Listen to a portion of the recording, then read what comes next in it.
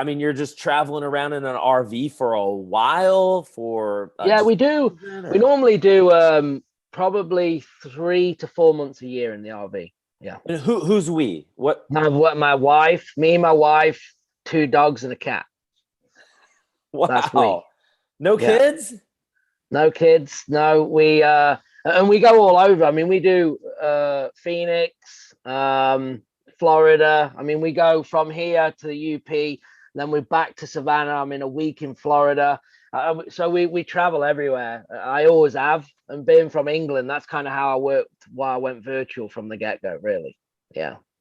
Gavin, I love it, man. I love Yeah. that. So you gotta, It makes it I more know you're challenging. traveling a lot. Yeah, It makes it more challenging when you have kids. for sure. Yeah, for Is sure. Are kids entering the fold at any time? No, I don't know. My wife got sick a couple of years ago Oh when we were wow. really trying. Yeah, she was Mhm. super sick in 2018, and we're at a stage where if we did it, we'd have to adopt. She wouldn't be able to carry now, so that's kind of why. Now that's not the case. We're not in a rush either. You know what I mean? So it's not like we need to do because we tried that and yeah, it was a big, giving you a fast story. I mean, she lost a large intestine. She had ulcerative colitis. She had 12 strokes on the brain from the inflammation. It was pretty intense. 2018 was not a good year, but so anyway, but luckily now, if you met her and you've seen her, she's got no side effects from it, from the Yeah, wow. strokes. But yeah, there was when they did the Gosh. CT scan or MRI or whatever, whichever picks it up, there was 12 dead spots on the brain, 10 on Oh one my side and goodness. two on the other. And it all came from inflammation in the gut that was sending clots to the brain. That's pretty crazy. So yeah. So That all is that being said, we were and we were trying before as that was happening. We were going heavily into we couldn't get pregnant, so we started to do the entry level with I don't know what the first phase is where you're creating more eggs or whatever. right. And we thought that was the thing, but it was Mhm. another underlying issue. And Well, then things spiraled it out of control. So did you find out all this stuff because you were trying and the pregnancy stuff, or how did you find out that all that stuff was happening with her? yeah, well, she knew that she had like ulcerative colitis, right? Which is Oh, an okay. inflammation. We already knew that for years, but Okay. it was under control. Uh-huh. And then it was super weird. We flew uh, back in, I think it was 18. We bought the house in March. I think it was like the 13th of March or the 12th of March. We flew back to Phoenix where we were living from Savannah to get Mhm, the stuff and start heading out. And then the mhm. day we got back, she went in hospital, and then that's when it all started going wrong. She was in and out of hospital. They couldn't figure out what was going on, and it just got worse and worse and worse. And then we I think we had about 8 months before we actually got out to Savannah after buying the house. But I mean, you look back and it was an awful time. But again, it's I look at it and go, well, I'm glad I was virtual. I'm glad I was in real estate. I was because the way that I had built the business, it allowed me to help with care, work from home, be at hospital working, whatever it took. I couldn't even think of, when I was in golf, going to a job, right, every day. It just wouldn't have worked. I mean, it would have, I don't know what it would have done, but so I'm definitely thankful for that. So, everything that happens for a reason, it's much better now. And now you learn to manage it. And, it's I guess it's in the past. So I know that was a Mm. long thing to what you actually, from you asked if you got kids, but there's the whole thing.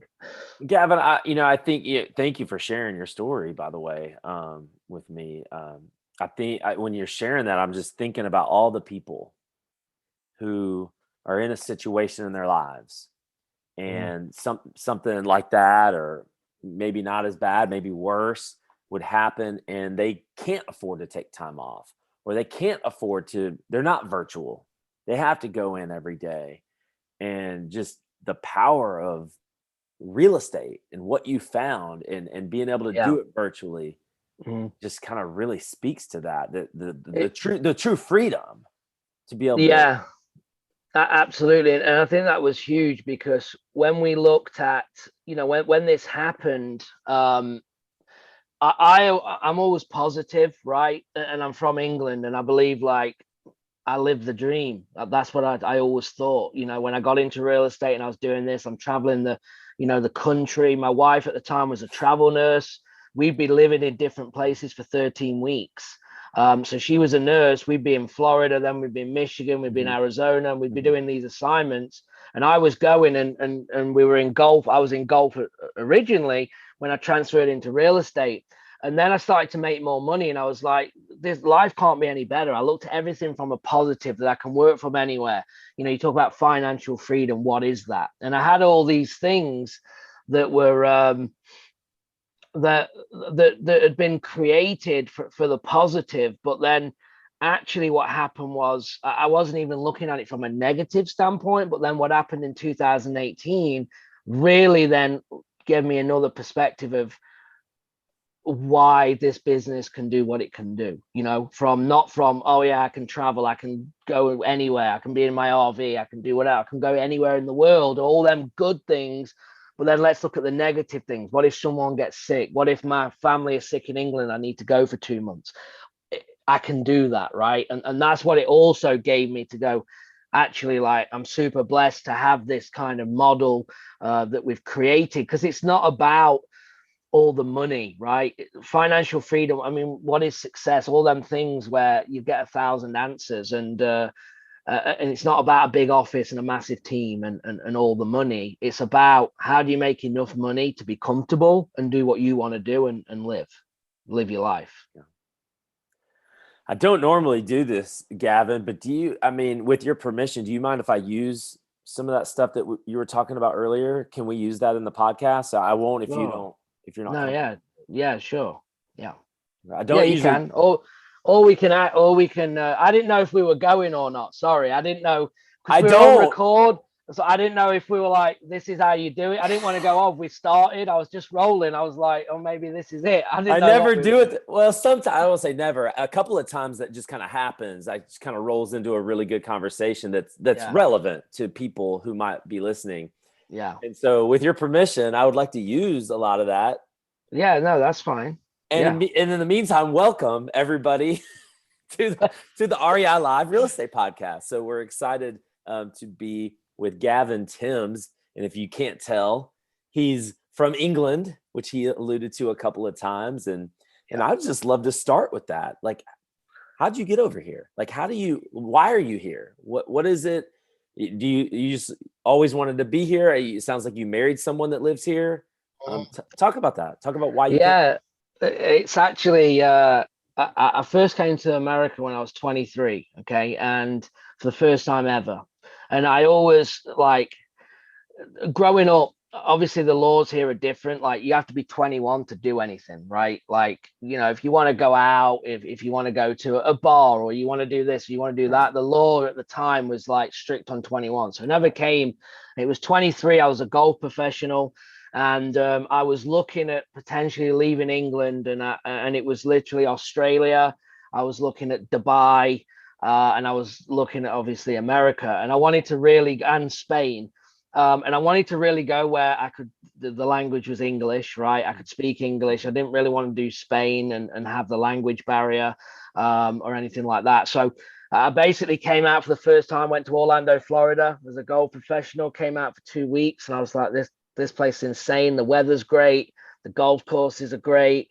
Like, I could definitely, do this. So that's when it kind of sparked. And then I came back again the following March for St. Patrick's Day to Savannah, Georgia. That's how my tie goes into Savannah. It was literally for St. Patrick's Day. Wow. I came with another English guy, because Savannah's like the second biggest celebration for St. Patrick's Day in the United States, second or third. Which, Gavin, now I don't know, because I don't celebrate that kind of stuff, but I would have to think, when I think of St. Patrick's Day, I think of England, and I think of Ireland, and I think of, like, Great Britain. Yeah. Like, they do it right. Savannah. I'm telling you, my first year, it was a Saturday. and there was, if you've been to Savannah, you have like downtown. So you have River Street, and then you have Bay, Congress, and Broughton. That's kind of the four main streets downtown. Within them four streets, based on the population in Savannah, is probably 200,000. Okay, at the time, there was 1.5 million people downtown in four streets.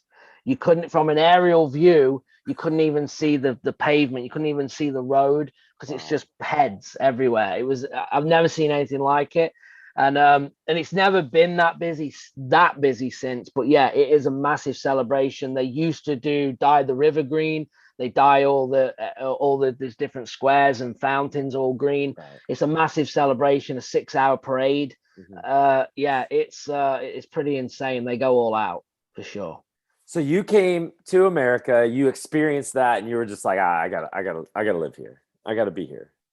Yeah, absolutely. So I came over, came in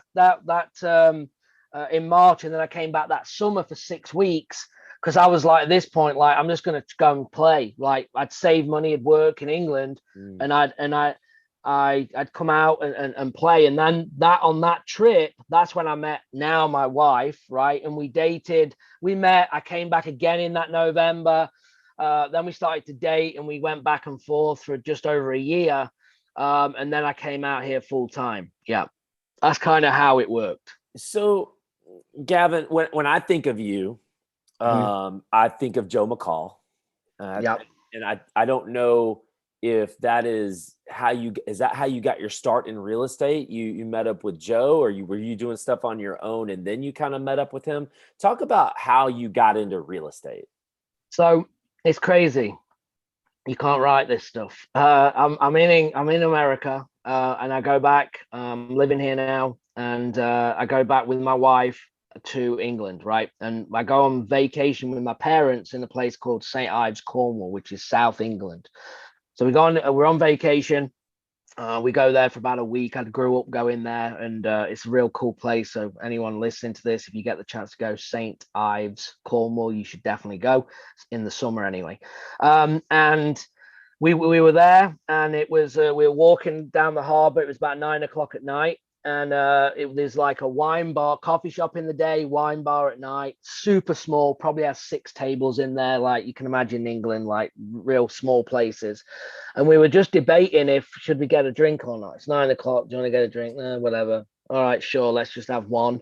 And that decision there changed everything. We go into this place, and bearing in mind, never looked at real estate, know nothing about it, never read a book, never bought a course, no interest in it. By the way, just real quick for context, how old were you? Where is this in the journey? This is now this is 2013.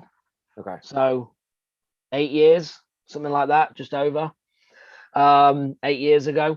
And so we go in, and like I said, the tables are super like tight together. You're not sitting together, but you might as well be. And there's 2 couples. So me and Crystal are sitting on a 2, and then there's a 4 next to us with 2 couples. And basically what happened was there's one guy from Ireland sitting on the table. And my wife said to me, she's like, oh, this guy's he's from South Africa. And I'm like, no, he isn't. He's from Ireland. And she's having none of it, right? And I'm like, I know he's from Ireland. I don't even know why we're having this discussion. Like, I'm 1,000% sure. And she's like, no, he's from South Africa. So I'm like, all right, whatever. So they had a break in conversation. So I kind of went, hey, sorry to interrupt. Where are you from? And he said, oh, I'm from Ireland originally, but I live in Manchester. So I was like, see. And then obviously now they go, oh, where are you guys from? And the conversation starts.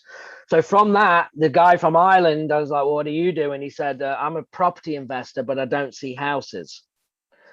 And I said, what do you mean? Well, that makes no, what do you mean you're a property investor and you don't sell houses? And he's like, yeah, we did. So basically he's explaining wholesaling to me.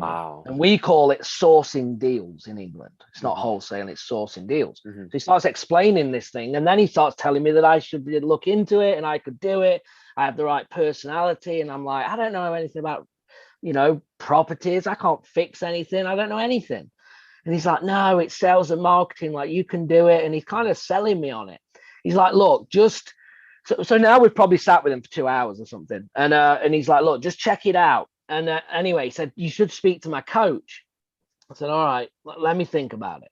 So I go away, get his information. I reach out because now he's got me curious. He's telling me I can work from a phone and a laptop. He's telling me the things that I've been looking for. I always knew I wanted to get out of golf, but I wanted to work from a phone and a laptop. And it just sounds so cheesy sometimes when you say it, like, does it really exist? Can you really do it? Yeah. And he's telling me that I can do business without seeing houses. And I can work from a phone and a laptop. And this then ticks my box. I can be in England. I can be in the US. I can be anywhere, and I can work from this thing. This was the goal, but I didn't know what it was. That was what I wanted to do. And he said, I'm telling you, you need to look at it. I said, I got this guy in England. I have a chat with him. Well, at the time I called him. We had a chat. And he was going and just doing a kind of a one-off, you know what Joe's like with his products and whatnot. He was doing a one-off event with this guy in England. So Joe was coming out to Spain. Yeah. And I don't know right. Joe McCall is. I'm like, I don't know, whatever. So anyway, so I think about it, and I looked, and it was $7,500, and he wanted me to do it in England, and I'm like, I don't want to do it in England because the time difference. That's the only thing why I don't want to do it, is because obviously it's 5 hours to the East Coast or 8 hours to Pacific, and I could be anywhere. Like, it's not going to work. And he said, look, I'll work with you and teach you, but we'll use my friend's material, who was Joe. Right. So I had Joe's course, but I got mentored by someone else. Okay. And that's how then I did $7,500 straight in, never read a real estate book, never bought a course. So again, I come from a coach. I was a golf professional. I taught for 10 years. So when it comes to coaching, I feel that I can hold my own, and I'm very experienced when it comes to that. So I knew the importance that if I was going to make it, I had to go all in. So I just went straight in and went all in. $7,500 and started the journey. Did everything virtual, made a ton of mistakes, built in. And then when me and Joe got connected, he did another event in Spain, and I flew out to Spain. I was in England, so I went over. And then that's when me and Joe connected. And because of my coaching background, because of the success that I'd had in real estate, we then started to work together. And we've been working together now for probably just over 5 years. Wow. Joe McCall was the very first coach I ever paid money to. Yeah. Back in probably 2014. Yeah. He's the first. So I was told, go and listen to real estate podcasts. And this is 2012 when I got into real estate. And I'm like, okay. Yeah. So I just typed in real estate investing. I never even listened to a podcast ever. I just typed in real estate investing to the podcast app. And his was the very first one that popped up, Real Estate Investing Mastery Podcast. Clicked on it. I probably listened to that podcast for 3 years straight, every episode. And yeah, that's awesome. I learned so much for free. I learned so much for so long. And then I ended up meeting him, talking to him. I'm like, here's what I'm struggling with. He's like, I can help you. And I ended up paying him. And anyway, the rest is kind of history. Yeah. But Joe is, and this is why I love podcasts. This is why I do a podcast, because his podcast helped me so much with so much free information. And he's got over 1,000 podcasts now. We have 300-400 videos now on our YouTube channel, and we have a lot of podcasts out as well. And I'm this is the crazy thing about podcasting. You have no idea who you're helping. You have no idea of the impact that you're having on people's lives and on their careers and on their businesses. Joe didn't know me for 3 years. I was silent for 3 years, learning and soaking up information that he was putting out. He had no idea who I was. And how many people are like that? And so 100%, awesome. And that's why when you said to me about, when we were recording and I didn't know if we'd started or not, and I'm like, whatever. And you said, can we leave that in? And at the end of the day, if it, some people, if it changes one person, if one person's going to a similar thing, to something similar, that you channel things different, and I looked at it to people say, how did you get through it? Because it was long. I had my most successful year that year to date, even with what was going on. But I also, that was my, talking about 2018 when you were going through all that stuff. That going through it, my business didn't go backwards; it went forwards. Wow. But I'd channel it made me realize about prioritizing your work, right? And I think as entrepreneurs, we sit there for 12 hours a day, and you know, you don't need to if you prioritize. And when things happen around you, it makes you prioritize and it makes you more efficient. And it was kind of my getaway place, you know, because it was difficult. It was emotional for everybody, the whole family.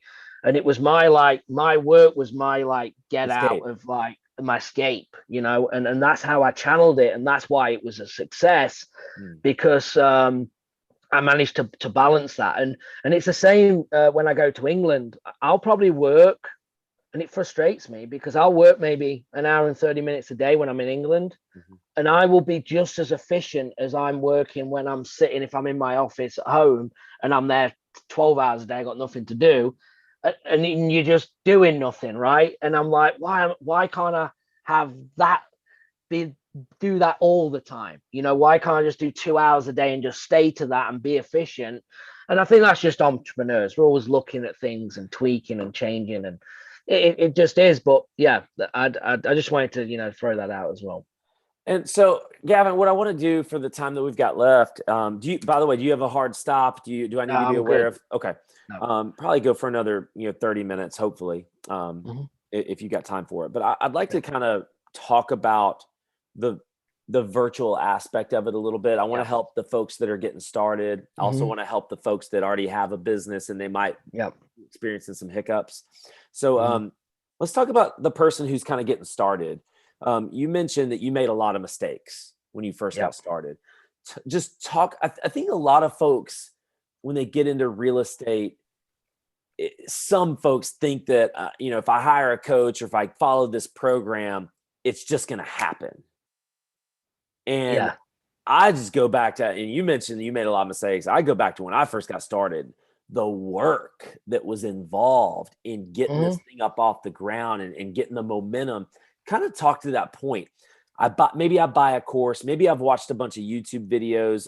Maybe I've hired a coach and it's going okay. Talk about the beginning, maybe not necessarily the X's and O's and the actual like strategy, but it's maybe more like the mindset of and what someone can expect out of doing this business is wholesaling, virtual wholesaling lease options, these kinds of things from a kind of a mental standpoint. Yeah. I think everyone's probably heard of the 80-20, right? The 80% of what we do is mindset. Okay. And I come from a coaching background in golf. So what is that? What is golf? It's mindset, right? Why is the best in the world the best? I mean, I could take you to any tour player on tour in golf, and you'd look at them individually and just say they're brilliant, they're amazing. But what makes Tiger, right? What makes the top? In every sport, every athlete has a different mindset to everybody else. And we're talking about the elite of the elite, right? But as you come through that, it's literally how strong, is your mindset. And I think it's everything. And I do believe is that people don't want to work, right? And the way that I teach and talk about it now is that when we use the words of automation and delegation, we have to be careful not to be lazy with these terms, right? They're there to assist you. They're there not to do the job for you, right? And there's a massive difference between a system assisting you and not doing and taking over. There's too many people that want to come into this business and go, I just want to push button. I don't want to do anything. When's the check coming? The reality is it doesn't exist. And I've never met anyone, I'm sure you haven't, that gets into real estate and go, well, that was much easier than I thought. It doesn't exist, right? It's not there. So I just think you have to get in the right mindset and give yourself targets. My target when I started, I did $7,500 getting in, right? I'd never read a book regarding real estate. I'd never bought a course. I'd never watched a podcast. I'd never done a YouTube video. The only thing that I'd done is Googled the person that I was going to work with, right? That's as much as I went. And I understand from this guy explaining the concept of wholesaling. So when I got into the training, that was my go time. But the difference was when I sat with my wife, and the whole family, let me just say, this is really important. Everybody around you is going to doubt you. Okay. Unless you are surrounded or you come from a family of entrepreneurs and that's certain success, everyone around you, if they're in W2, they've gone to university, they're nurses and doctors and whatever they may be, they're going to doubt you and they're going to think you've lost your mind, that this is a potential scam and all of and everything else. And I had that exact thing happen. And I don't hate on anyone because I used it for fuel. I said, I appreciate your feedback, but just give me 6 months. That's what I told everyone. And when I sat with my wife, I said, look, I want to do this. And I said, worst case, I'm going to be $10,000 in debt after marketing. And if it doesn't work, that I will just pay it off monthly. But I will promise you one thing. I'm going to give it my all. And that's all I can do. And she said, no, do it, go for it. And that's what we did. And when I started on that journey, I gave myself 6 months. And I believe that if you can honestly turn around, and this goes not just for real estate, anything that you're doing in any line of work, that I think 6 months, if you can turn around and go, I gave it my absolute all and nothing was unturned, and it didn't work, then I think you can leave and go, it just wasn't for me. It wasn't meant to be. It's not my person, whatever, right? But what I refuse to do is go, I've been in the program for 30 days and I'm not getting results, right? It ain't going to work. It ain't going to happen like that, right? You've got to give it time. And then there's 100 ways then of going, well, how do we make money? What strategies? And you can't beat consistency, okay? And you need to look, the way that I teach it, now, Brian, is I look at the individual, and where people get it wrong is it's all right saying you need to do this marketing, you need to talk to 5 sellers a day, or you need to make 3 offers a day to do a deal, whatever it may be, consistent. But then we have to go one step further and say, well, let's find out about Brian. What does Brian do? Well, hold on. Brian works 9 till 6. He's got 3 kids at home. He's got a wife. He's got to put them to bed and get them dinner. Brian doesn't have any time. But Brian's pumping money into marketing, but he's not talking to sellers. He's wasting his time. So there comes a point when you have to look at yourself and things have to give, right? For this to be successful, you have to work. And that's where we look at multiple models on the ways that you can do to make this work, depending on your situation. Because don't be deluded thinking that because you're marketing, if you're not talking to people, making offers and following up, you're not making money. So there's multiple steps. I call it, the fundamentals in this business that you need to stick to. And that's what you need to be successful. And there's so many things that I call it tricking your mind, right? And what I mean by that is that it's 6 months of your life that you need to dedicate to get this to work or to get results. 6 months of your whole life. So if you're on this planet for 80 years, 70 years, 90 years, whatever, 6 months for you to change everything. And I've done it. So I know I'm not making it up. 6 months can change everything. Yes. But you have got to work.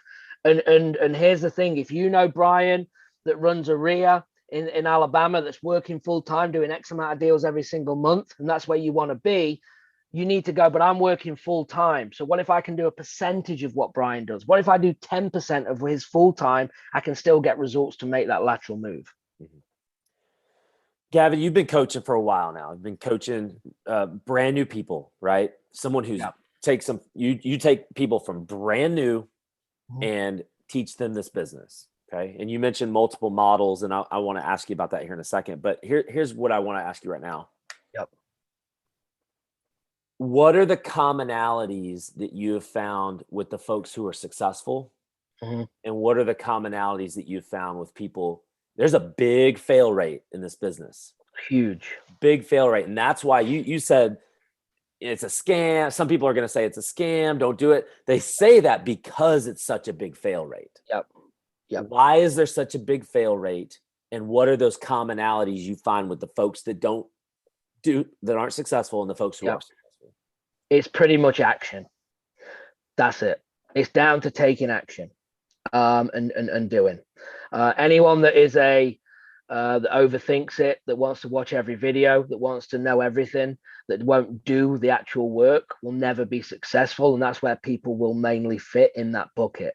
Because we trick ourselves into thinking that action is watching a video. Action is listening to a podcast. That's not action. Is that what you're saying? Yep, absolutely not. Action is actually doing the work, actually doing the marketing, talking to the sellers, either running appointments, locking up deals, and following up. They are the things that will get you results. And we don't even need to go into what marketing, it doesn't matter. They're the 4 things that need to do: marketing, talk to sellers, make offers, and follow up. Every business in real estate, doesn't matter your strategy, they are happening. Say it again. Say those 4 again. Okay, marketing, number 1, has to happen. You have to have leads. This is a sales and marketing business to acquire properties. Again, doesn't matter on the strategy. You have to talk to sellers. Okay, you have to make offers, and you have to follow up. They are 4 things that will happen in every single real estate business and every strategy. I don't care if it's notes, lease options, sub-2, creative finance, it doesn't matter. And marketing is a number of things. It could be networking. You're still marketing, you're still building relationships to acquire deals. Yes. So that's still in that bucket. Yes. And they're the 4 things that will actually get your results. So taking massive action. So back to your point is, we work with new people, we work with experienced people, depending on if they're trying to develop their business and grow it or go into more markets. But it's the same concept, is that anyone taking massive action will always, in my opinion, get a deal at some point. And the ones that don't are the ones that have all the intention. Okay, so they have all the intention to change, they have all the intention to do, but it doesn't happen. You aren't going to get results. And that's the difference. Gavin, I didn't hear you say one of those 4. I didn't hear you say look for office space. I didn't hear you say build a logo. Go build a website. Pick out a name. Oh, I got to pick out a name. It's got to be a perfect name. I got to get an LLC. I didn't hear you say I need to go to Office Max and Office Depot, and I need all my binders, and I need to get index cards, and I need a separate this and a separate phone line. And I didn't hear you say any of those things. No, absolutely not. And why do people do that? Because they're in the comfort zone. Because they feel, as you said, they're taking action, right? They're in their comfort zone because it's like, I've done 4 hours on my business today. What have you done? Well, I watched 2 videos. I've researched the website. I looked at the CRM. I bought a phone number. I did everything but the actual things that's going to make you money. So when you do that every day and you go, I've been in this business a month and I just can't, seem to get anywhere. It's very simple in the program. How many people have you spoken to and how many offers have you made? Yeah. That's it.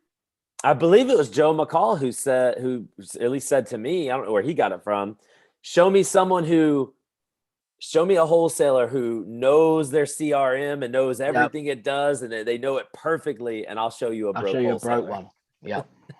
Yeah, that's his line for sure. We get bogged down into thinking that is where the money is. And I want to go back to something I already mentioned, but I want to go back to something that you said way earlier. You made a ton of mistakes. Yeah. In this business, taking action and making the mistakes is the business. You have to make mistakes. And you said taking action. I want to add something to it. It's not just taking action. It's taking action knowing that you're going to get cussed out, knowing that you're going to fail, and still going back for more and still going back and learning and getting better. Yeah. Those 100%. are the people I see who are successful. Yeah. And you're never going to see, and they're lying, right? We could line up 100 investors that we know between us, right? And we're never going to go, not one of them is going to say, yeah, and I've never failed. I've succeeded in everything I've done. They're just not, right? because you're taking action, you're going to fail more than you win, but that's how you learn, right? The faster I fail, the faster I get better. Yeah. That's the way I look at it. One of these books up here, I think it was The Slight Edge, it said double your fail rate. Did you double your fail rate today? You should be doubling your fail rate. Tom Kroll used to tell me that you need to fail every day. Yeah, every day absolutely. you need to fail, because if you're not failing, you're not trying. Tom Kroll also said the person who gets the most results is the person who will win. He didn't say the person who gets the most positive results. He said the most results. If you go up there, you're a golfer, you're gonna hit it. Even if I'm a terrible golfer, I'm gonna hit it on the green. Now you might be 1 out of 1. You might hit it on the first try. It might take me 10 tries, but we're gonna both have it on the green the same amount of times. It might take me 10. It might take me 50 to get it on the green, but I'm gonna get there. The person who has the most results is the person who wins. And we overlook these things. Absolutely.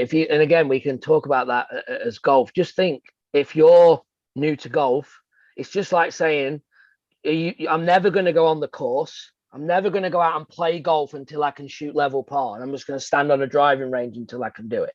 That is what people are doing in real estate. And the fact is, it's impossible. It's never going to happen, right? So if you're willing to go, I've hit 3 balls and I'm just going to go out and play, that's what you need to do into your real estate. I watched 30 minutes trading. Now I'm just going to go and implement. Same. Yes. That's exactly the same thing that you're doing. And that's how you're going to, make this work. And my first mistake was, I'm in San Francisco. Okay. And I'm on Pacific time, and I go and start sending mailers, $750 worth of direct mail to Jacksonville, Florida, with a 3-hour time difference, and I don't get off the golf course till 6 o'clock every day. So all of a sudden, all my calls are coming in the day. I don't know what I'm doing. I get off and it's 9 o'clock at night. And I'm like, how am I going to try? And I can't have my phone. So I tell my wife, who knows nothing either. So we're both of us.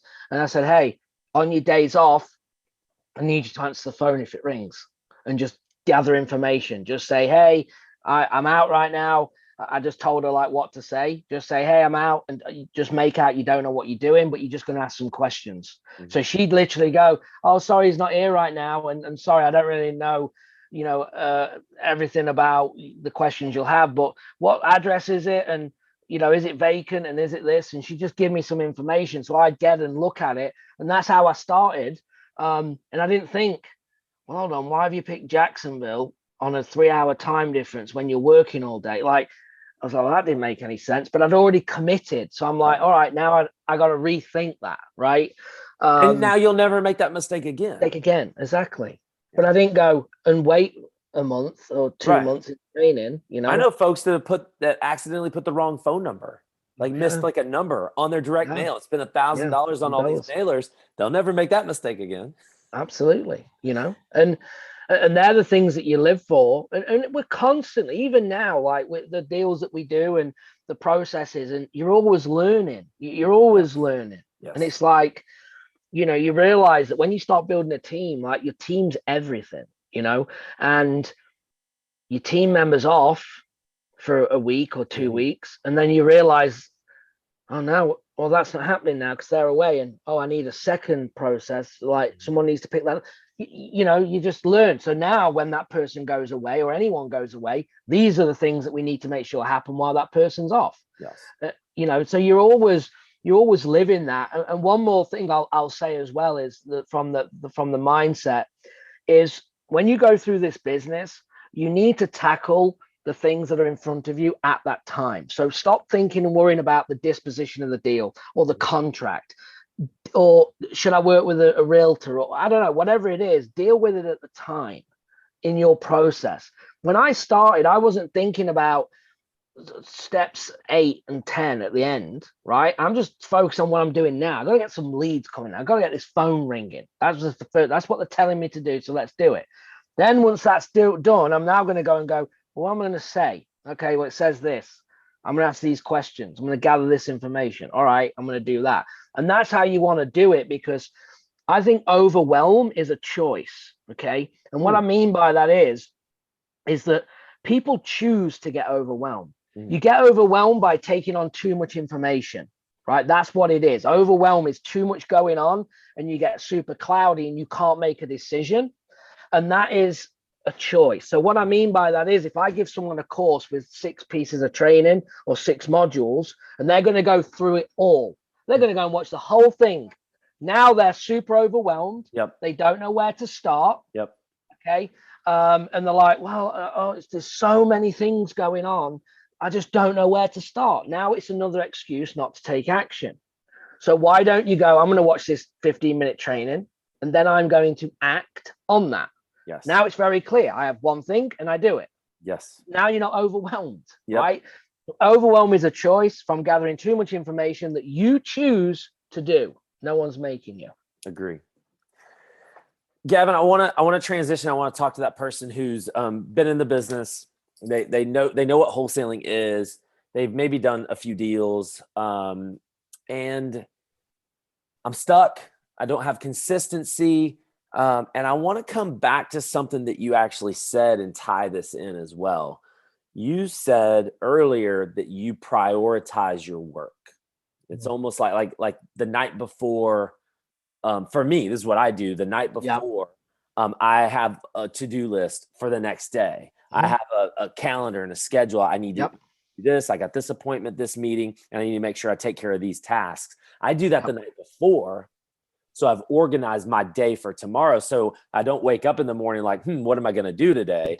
I'm ready to go. So I'm sure you're talking about something like that, but talk to specifically to the person who's already kind of in the business and maybe spinning their wheels a little bit, don't have the consistency. Talk about what you meant specifically to that person about prioritizing your work. Yeah. So I think you just nailed it. Planning, right?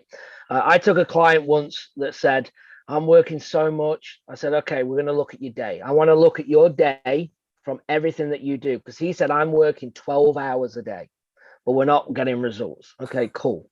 So let's look. What do you do? I want to know from when you wake up. I want to know when you go to bed. I want to know everything that you do in this business, right? So we did. I said, what do you do? He said, I get up and I go to the gym. Okay, cool. And then that gives me that time. Then what do you do? I come back and I eat. Okay, cool. And we went through this thing. And I was doing, I look at emails. How long do you want to look at emails for? And he's like, well, I'll probably do like 30 minutes. I'll give you an hour. You can have an hour to look at emails. I'll give you an hour. And then we went through, we just did this. Everything he did, I just said, I'll give you this time. And I was just giving him just multiple, talk to sellers. I'll give you 3 hours. I was just blocking it huge, and we'd done by 4 o'clock and he was done at 7, right? So when we went through this of what he actually does with me giving him extra time to do, he's done at 4 o'clock instead of 7 o'clock. And he's like, I could look at him, it's like his mind's blown. And I said, here's the difference, that you don't have a plan. All your time through the day is thinking what to do next. It's not the doing part. Yeah, you're wasting time going, as you just said, I wake up and I say, oh, what should I do today? Where should I start? Should I do this or do that? And that, before you know, you've done 5 hours of that all through the day. You know what I mean? Like, that's basically what's happening. So to your point is that we run through a schedule. Okay. And I do what me and you are on this recording because it's in your schedule. It's in my schedule. That's why we're here. Right. And it's exactly the same. So the night before is always good. The day before, and me and you were probably ahead, right? I mean, we organized this last week to come on. So your things, depending on what you're doing, will be ahead of time. But there's nothing better when you talk about a good night's sleep. How many times do you go to bed thinking, oh, I've got to do this tomorrow? Oh yeah, don't forget that. Oh, remember, I need to do that. I've got to send that contract. I've got to call Billy to see if he's going to sign. You can't sleep, right? You can't sleep because you're not planning. Yes. Right? If you had it down that tomorrow, okay, that tomorrow is Brian at 9. I gotta get this contract. I'm gonna do that at 10 or whatever, and you block that out. The other thing I'm gonna share, just because I'm on a roll real quick, is that I don't believe in small time blocks. This is really important. I like 3-hour time blocks for people starting. I don't run my schedule like that, but I did when I was just focusing on real estate. And here's why. I like to give a time block of 3 hours, and I want to do all of these things in 3 hours. Okay. The reason being that I do that is because I don't want to go 15 minutes at 7:15, at 7:30, at 7:45. Because what happens is, as soon as I get behind, I get overwhelmed again. Now I start panicking. I'm not getting things done, right? I'm getting so my mindset now is not focused on the activity ahead. It's focusing on how far I am behind, and now it just spirals all day, right? Yeah.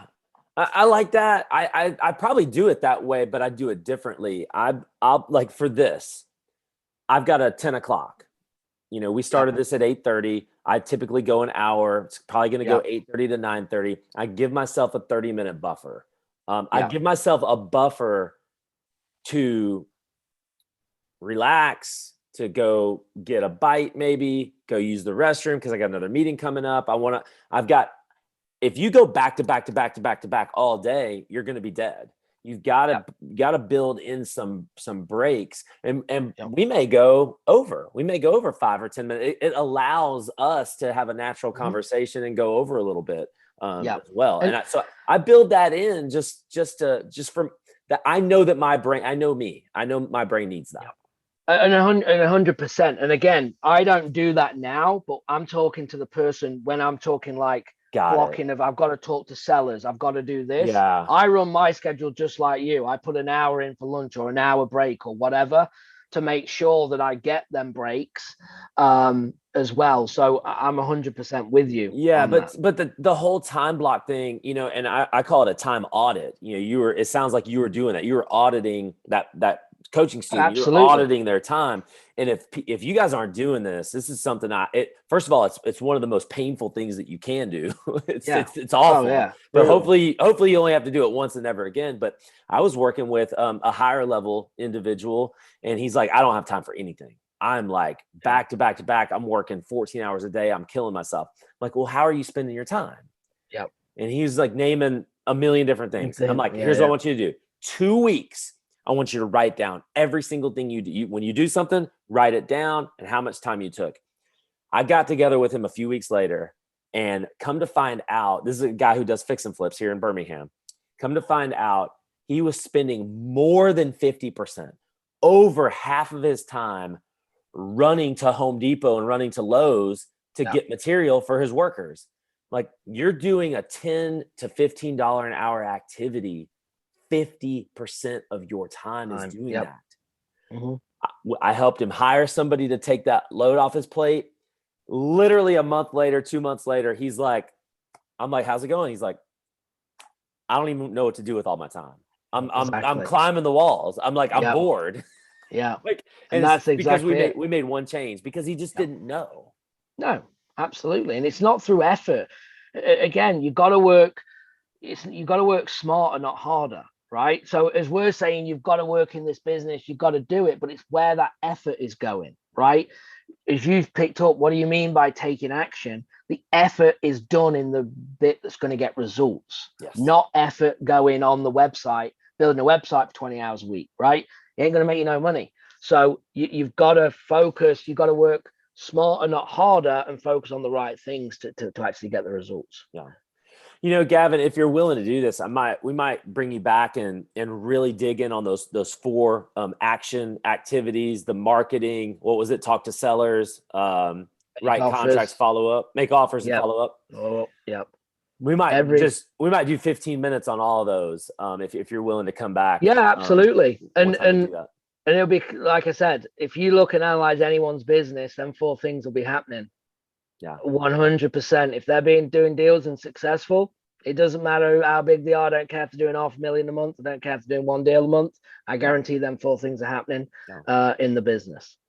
And Gavin, you're coaching brand new people right now. How can folks learn about you if they're interested in virtual wholesaling, if they're interested in wholesaling at all? How can they learn about you and what you offer as far as coaching goes? Yeah, so go and check out. I have 2 ways. I have a podcast as well, which I need to get you on. It's REI Network podcast, REI Network with Gavin Timms. There it is if you're watching on video, REI Network. And then also YouTube. If you go to Gavin Timms I think it's with REI Network. But if you put my name or REI Network in YouTube, you'll find my channel. So check that out. And if you need me, just email support@REI Network if you need to reach out, if you have any questions. REINetwork.com. REINetwork.com, or if you want to email support@REINetwork.com. Yeah. Awesome. Gavin, thank you so much, man. I know that we've connected a few times in the past, but really we've never done this for some reason. That's why I wanted to get you on. So I appreciate it. Honored you came on the show, and we appreciate you, man. All right. Thanks, bud. I appreciate you. All right, guys. Y'all have a good one. We'll see you next time. Bye-bye.